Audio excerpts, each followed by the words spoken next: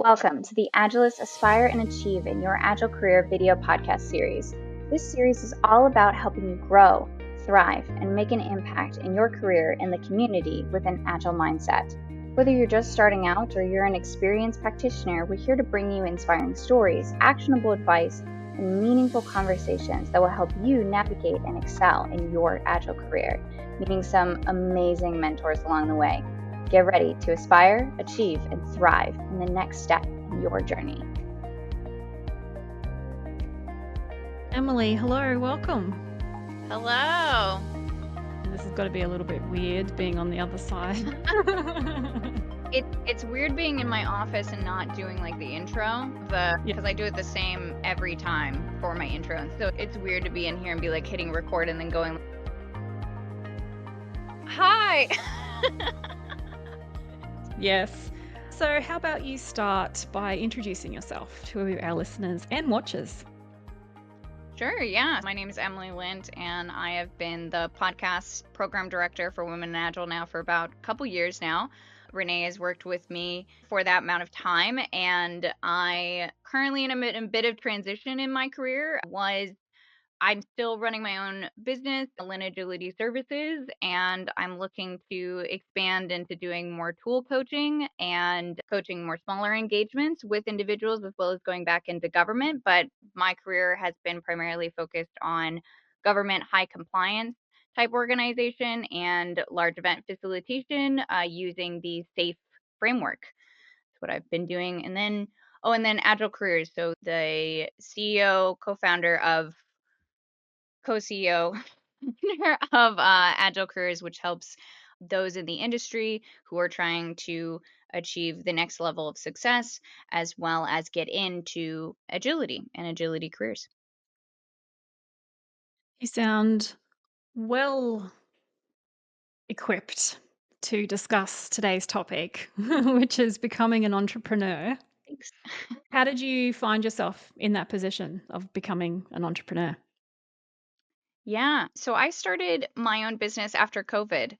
That was something that in actuality, it came out of coming out of a bad relationship that had lasted about 5 years. And I had this sense within myself of wanting to change and wanting to shift, and also challenging a lot of beliefs that I had about myself that I was finding out weren't actually my beliefs anymore. That I didn't necessarily need the same level of stability that other people did. And I wanted to have this freedom and this autonomy.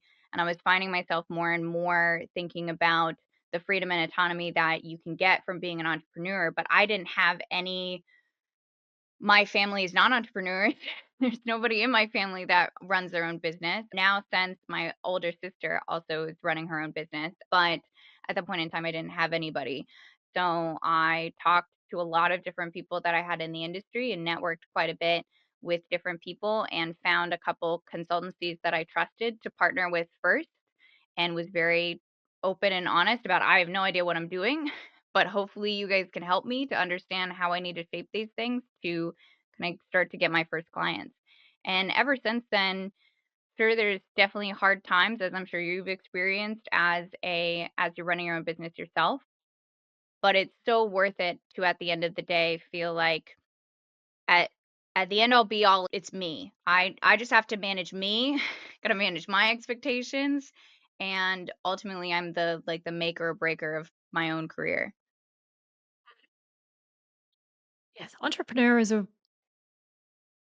I find it kind of I don't know, a bit of a scary word or a word that doesn't really, I don't think of myself as an entrepreneur. And I don't know if and I think today during our conversation, we're going to find a lot of differences between the States and Australia, I think. But for me, entrepreneurship is more challenging the world and coming up with different ideas and testing out ideas really quickly and that kind of stuff. Being running my own business, having my own company, I don't really think of myself as an entrepreneur. Do you think that's a difference between Australia and the States? I definitely would see the American culture being a little bit more boast worthy or boast forward in that I'm an entrepreneur. That's definitely an American thing, and something that I've definitely had to talk to other people about when I've networked outside of the United States. It's like, how much should I emphasize founding and starting up my own business, and how much does it sound too boastful in that way? Because yeah, in the United States, it's like, oh, you own your own business, wow, and you really should be proud of that. That's a big thing, because maybe it is just being a part of a culture that is very capitalistic, right? And very big money culture. To think that you're stepping up into that realm and saying I can also be successful is a brave act Yeah. in the United Yeah. States. Yeah. Yeah. Yeah, it's still a brave act here, I think. For me, I found myself creating or forming my company out of necessity, really, because I'm focusing on my Pilates, and then I had organizations reach out to me and, do you want to come and do some coaching? I'm like, oh, I guess I could. I'm on a break, but sure, I could do that, which meant I had to create a company. So that was how mine came about.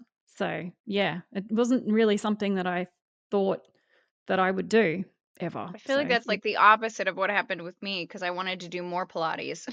I wanted to do more Pilates, more travel, more doing all these things. And so I was like, how do I do that? I start my own company so that I get to decide that for myself. yeah, yeah, yeah. How did you? What were some of the steps that you took when you were forming your company or your business? Yeah, so I talked about a couple of them, but mainly really just dedicating myself to making that decision and committing myself to making that decision, but then really taking it in these slower steps. And I think Agile has definitely helped with that. And I don't know if you had this similar experience, but I had a lot of people give me a lot of advice around, oh, you got to make all these plans and you got to set aside all this time and you have to read all these books. And I did. I read one book that I really liked that was called The Chillpreneur. I actually really liked that book. But for me, what I found out was that it's really all about what do I need first? And how do I confirm that for myself? And really, what I needed first was a consultancy that believed in my coaching.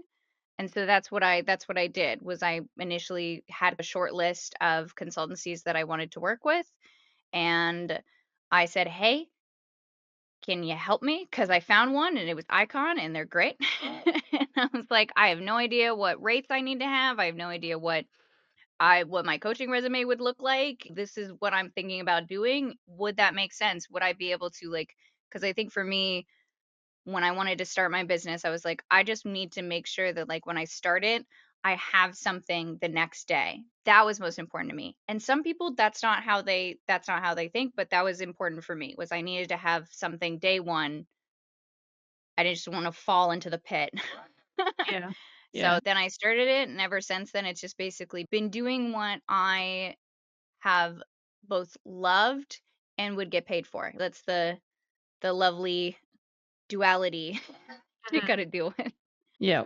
Totally get you. How have you found the transition from being an internal agile coach to a consultant or a partner, working with those consultancies as an external coach?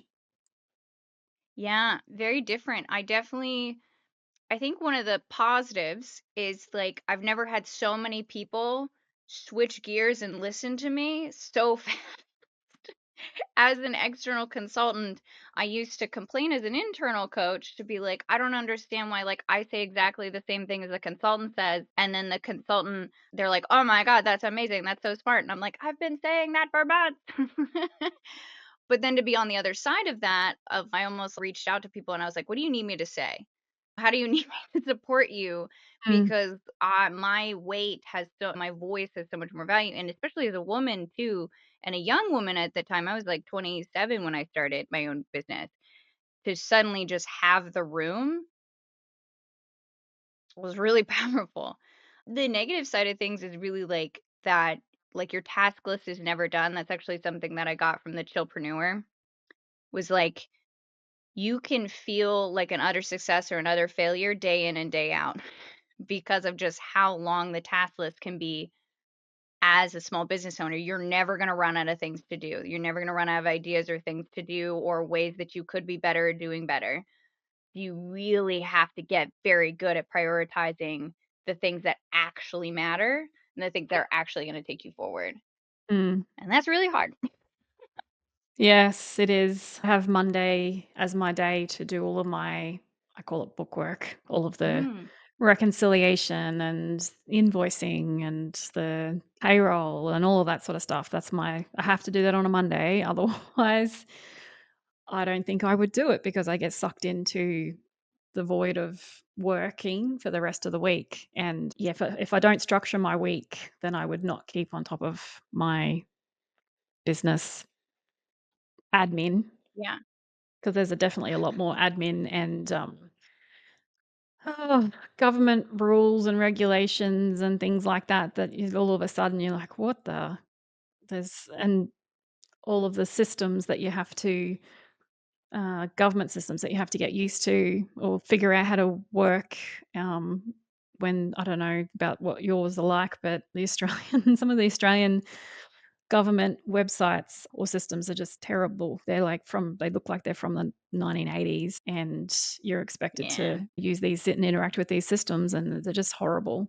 And I'm always worried. I'm always reaching out to my accountant and going, "Can you just check that I did that right? Because I think I did it, but I didn't get any Yeah. confirmation, and so I'm not really sure if it's right or not." I don't want to get penalized by by the government because I haven't done something correctly when their systems don't support it. So yeah, that's been scary part of it as well. Yeah. I think that's usually for anybody that's thinking about becoming an entrepreneur, which you might be because you're listening to this podcast. Taxes and accounting are probably like the least favorite out of everything and the most intimidating out of everything, at least Mhm. for me. And I think another thing when it comes to the US that I've experienced, I don't know if it's the same there, but I and a lot of people have a lot of trouble finding accountants who will actually work with us because we're quote unquote too small All right. to get small business consulting. They're like, oh no, you have like too few assets. And also, if I work with different companies in different states, some people don't even want to touch it. Like a lot of Right. accountants, a lot of small business accountants don't want to touch it because you don't like own a retail store. You're working with all these different organizations. And I was like, I swear to you, it's not that big of a deal, like, but it is to them because if they make one mistake, like they're on the hook versus if I make a mistake, then it's, oh, a person just didn't read a line. I'm not going to really pay a lot more in fees or anything like that. But so that definitely can be rough. And I like the idea of having like a Monday or a day set aside to do that because it's definitely something you can put off and then you just end up paying more. But I don't know. I also, here's my thing is I've ended up really finding some lines of priority for myself and some things that I'm willing to deal with. Like I'm willing to not be very good at money in terms of like taxes and accounting and stuff like that.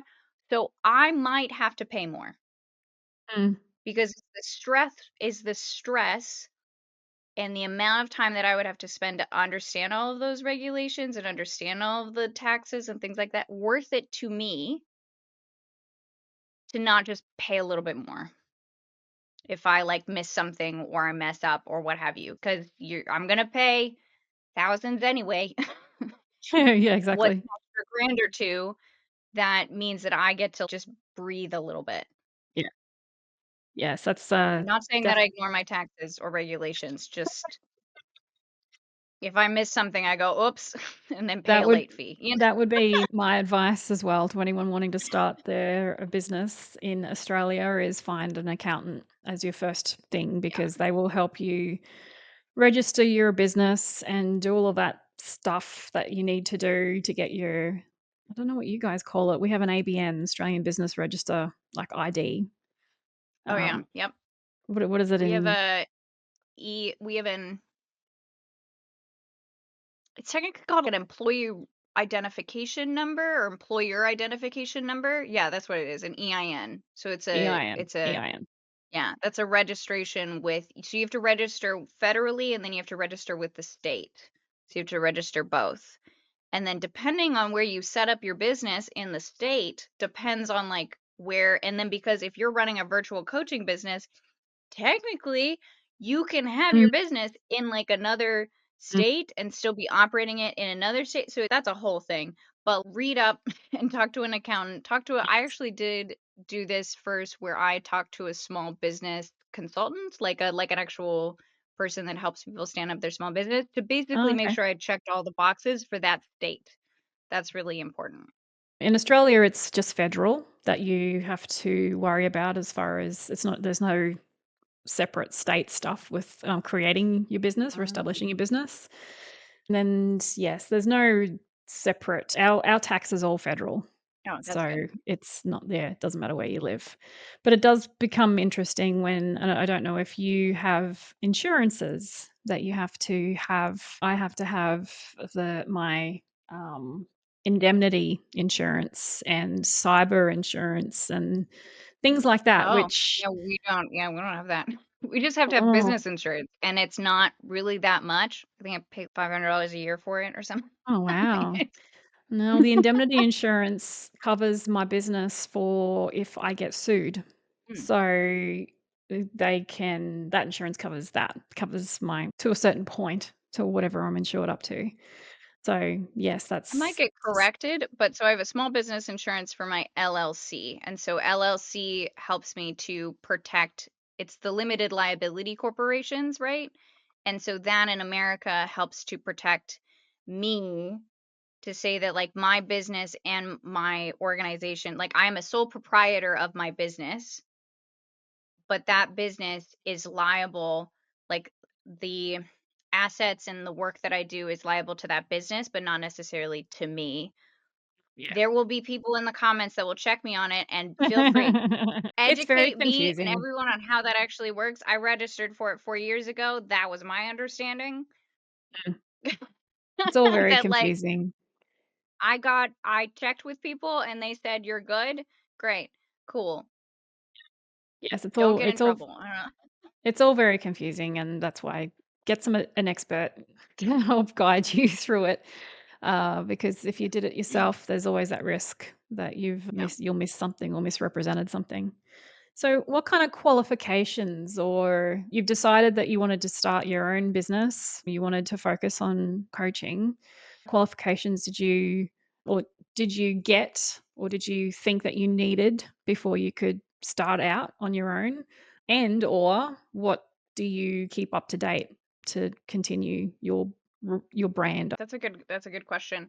My backbone has been in the SAFE program consultant area, and now it's safe practice consultant. So that's primarily what I have as my SPC, and so I use that for my safe agile coaching. And so I recommend that anybody who's looking to go into being like an agile entrepreneur as far as coaching goes would get either the agile coaching. I see Agile Institute, but that's one of the premier ones that I see. And then, or like an SPC if you want to go the safe route specifically. Right now, though, they've changed some of the SPC guidelines, and now there's going to be a new level of SPC.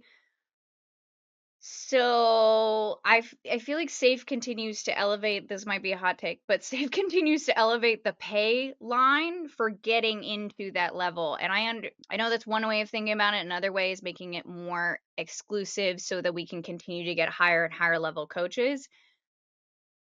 But the other side of that is it's costing more and more money now to be a premier SAFE coach, right? Yeah. You take the good with the bad there. I'm not sure if in Australia, the qualifications that I have don't help me to win the work. For me, it's more about brand and reputation that has helped me win my clients. How do you attract or get work? How do you attract your clients or Yeah. get work? So unfortunately, at least within the United States, what I've seen is that you do need to at least know people in the room or have degrees to back it up. So I found that my SPC will usually get me in the door for safe practices. For any program management, product management, IT work, I have a master's in business administration and the management of information systems, so an MBA MIS, and that will also get me to that next level. There's just so much talent in the United States. It's really hard to get recognized there. So again, either knowing people in the room and then having certifications is pretty important from what I've seen. But yeah, the right ones for the right industry.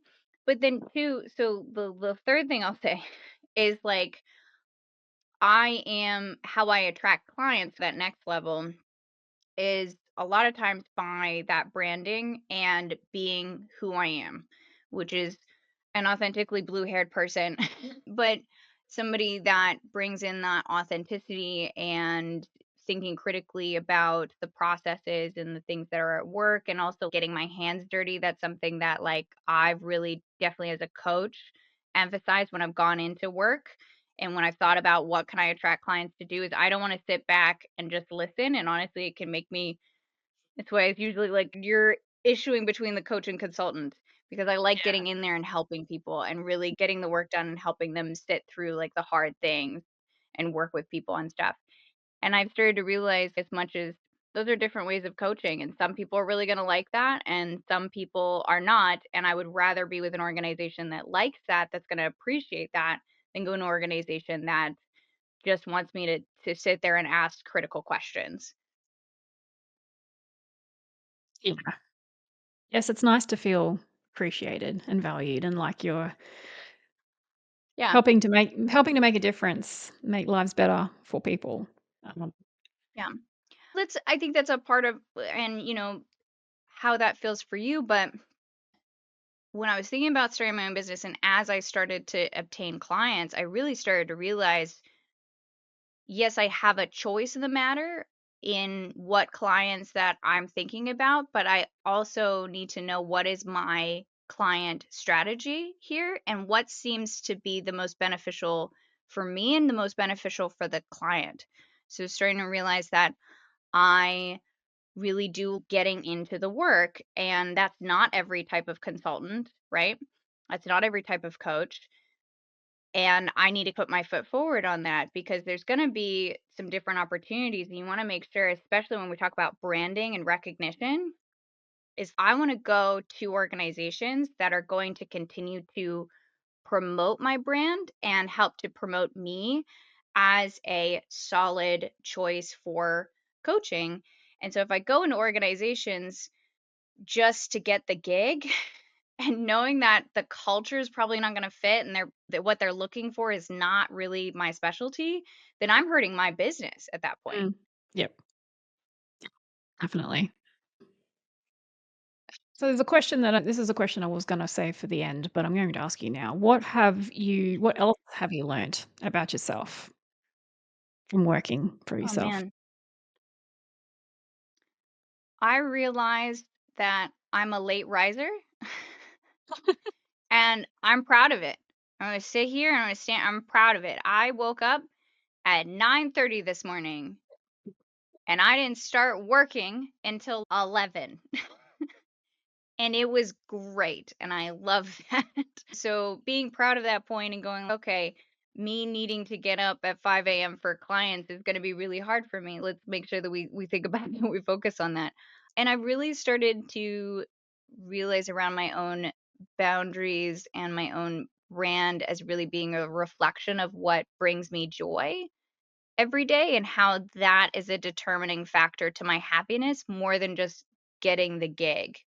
I've Mm, gone months without getting a gig and had to scratch some pennies together, but been so happy doing it because that's the choice that you can make as an entrepreneur versus being an internal coach and just sitting through some of the suckiest transitions of your life and not really being able to do much about it because you have to rely on that stability there.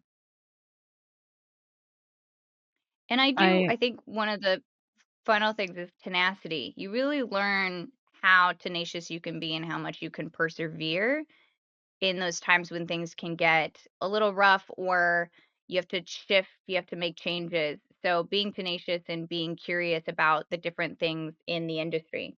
Man, I've learned a lot. There's a lot of things. I could keep going, but I won't. What about you? um, mm, similar. I've learnt that I want to be myself. Working for clients where I can't be myself is not what I want to do, which is why I got out of working for consultancies and starting my own. But also, quite often, I say to myself, you work for yourself for a reason, Renae. And, there'll be some hard days on client sites, and can be reflecting, and I'll be considering, do I stay because I work for myself for a reason, and these are the reasons, and I don't feel like I'm making a difference, or whatever the day brought. Um, Mhm. so yes, but then at the same time, and this might be an Australian thing, you also have to I ride the waves. So there'll be some times where you've got so much work on, you're working crazy hours and you're breaking all of your own personal rules or boundaries of why you work for yourself. Yep. Um, and then there's other times where it's dead quiet and you've got nothing on or hardly anything on. And to your point before, you do go and find other things to occupy your time. But you kind of have to know that you can just keep pushing through to find that next thing. And it might take a week, it might take a couple of months, but you've just got to kind of ride the waves as you go through them. That's Yeah. like I said, it might be an Australian thing, but definitely something that I've learnt. Because when I first started my business, I was really stressed about making sure I had work lined up. And if I knew I was finishing a contract, then I needed to find that next contract before I finished that contract. And I was putting a lot of pressure on myself. And then at some point, I just went, I'm just going to take a breather and just go with it, go with the flow. And yeah, you just got to be I don't know. It depends on so another question for you, Yeah. Go for reflecting, it. what does Yeah. success look like for you, for your business? What is success? How do you know how do you feel like you've been successful? Yeah. Follow-up question. Successful is in what does success look like for my business, or what does success look like for client? I just want to make sure that I'm getting For your understanding business. what For your business. for business. Yeah. I think that's a great question. That's actually one of the first questions. And the only business book that I read before I became an entrepreneur was the Chillpreneur. And that's one of the things, like, look in a mirror and what would it look like tomorrow if you were like, I started my successful business and I'm looking at myself in the mirror. And to be honest, I did not know it would look like this. However, I know it looks like this now. And I thought it was, and I started to just kind of slowly adjust that over time. I feel like you need to find that for yourself. You need to have some starting expectations of, like, success means I can put food on the table, Yeah. and success means I can go on at least one international trip a year for more than a couple weeks, because at least maybe it was different in Australia, but in the United States, that was a big reason why I was like, I don't want to do this corp, because two weeks a year is not enough of vacation time for me. No way. I'm not going to Mm, do that till I'm 50. I want to have more time when I need it to be happy with my life. And so it looked a little bit like that, but then how I reflected that back to myself really has evolved over time. So, in starting to get more and more closer to who I am as an individual. So, I am very colorful. I wear flowers all the time. All of my blazers are pink because I love that color. Clearly, cherry blossoms, right? I have become more um authentic and open about, like, my ADHD when I'm coaching people, and I feel like at the end of the day, to get down to it, success is me being authentically who I am and consistently showing up for myself, and then to consistently showing up as that person to my clients and other people, and having that recognized for the success that it is, and not being shy about that. That's what it looks like to me. so I was going to Sometimes I say, remember I talk in a circle and then I get to yeah.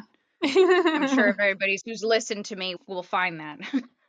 um, I was going to say, because some people who start their own business they have grand plans and whether they have those ideas or goals from the very first day or if they just naturally happen, they end up growing their companies. They end up having more than just themselves as an employee.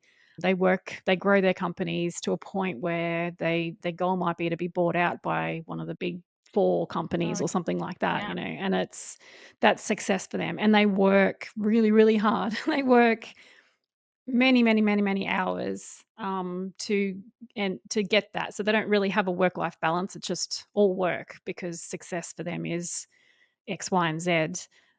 For me, that's not success. I just want to. Oh, sorry, that's not success for me. I'm very similar to you. I want to have that work-life balance. 2 weeks a year holidays, yes, I agree, but when you live in Australia, it just about takes that long to get anywhere and then can recover from jet lag. And then you've got to actually have your holiday and then you've got to get back. And yeah, so we're a long way from anywhere. But yeah, I just want to have that work life balance and I don't want to grow. I don't want to have employees. I'm quite happy being on my own and just being able to service clients that I have. So yes, I think it just depends on the person. Yeah. And so I'm actually thinking about that too. If I did start out with a little bit more of that vision where I was like, I'm going to start this and I'm going to start my next like consultancy. And even when Agile Careers came up, like we were talking about, oh, having a nonprofit that was close to like women in Agile type level. And we could still do that. However, I started to realize just how much I was running myself ragged. And I think I took a step back and went, I haven't been on a vacation in a year. What? I did this to have more time with myself. I did this to have more freedom and autonomy.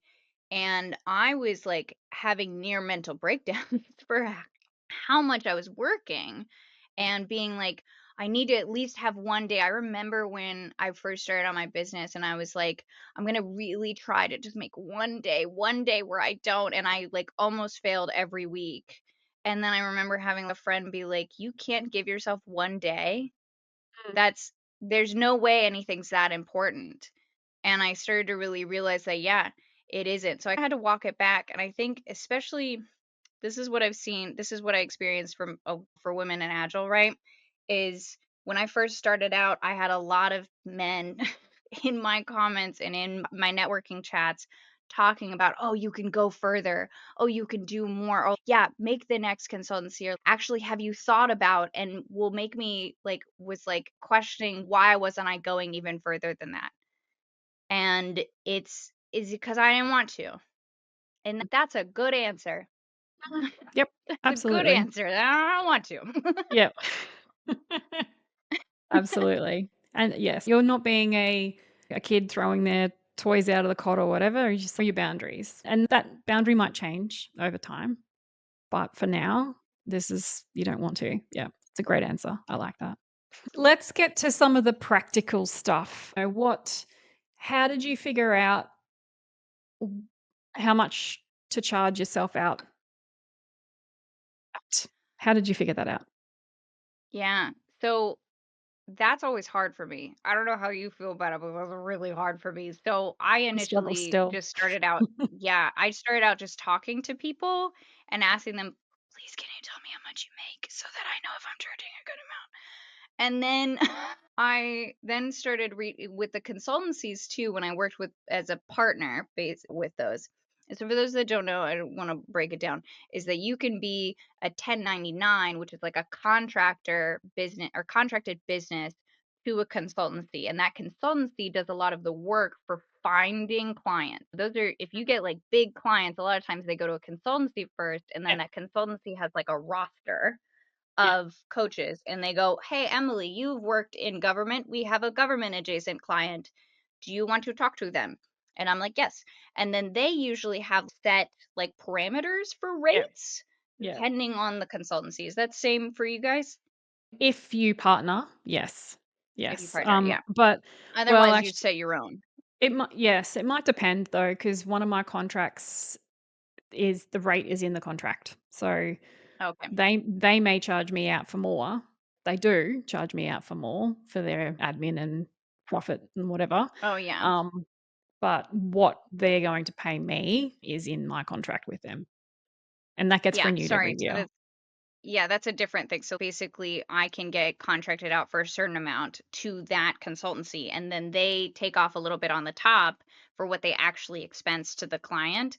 So at least in the US, I usually see it's around 8 to 15 at the high end for that, but it depends on what you're doing in the consultancy. So, oh, goodness, sorry. But yeah. So what we're talking about the rates. Okay, cool. We had a side tangent for making sure everybody knew what this was. So I talked with them and they really helped me to understand this is usually what we charge around here. And then when I talked to other consultancies, it was around the same, unless you were going with the big, like small boutique shops, which were like charging a bit more, but like they had the like, I've been coaching for 20 plus years and I do large transformations all by myself, right? Probably not going to do that. And for me also, so I was one of my first coaching gigs that I ever worked with, and this guy had a principle that he told me. I won't give his name, but he gave me a principle where he was like, Emily, so how you figure out your rate is you think about what can I live comfortably with, and then you add an effort rate.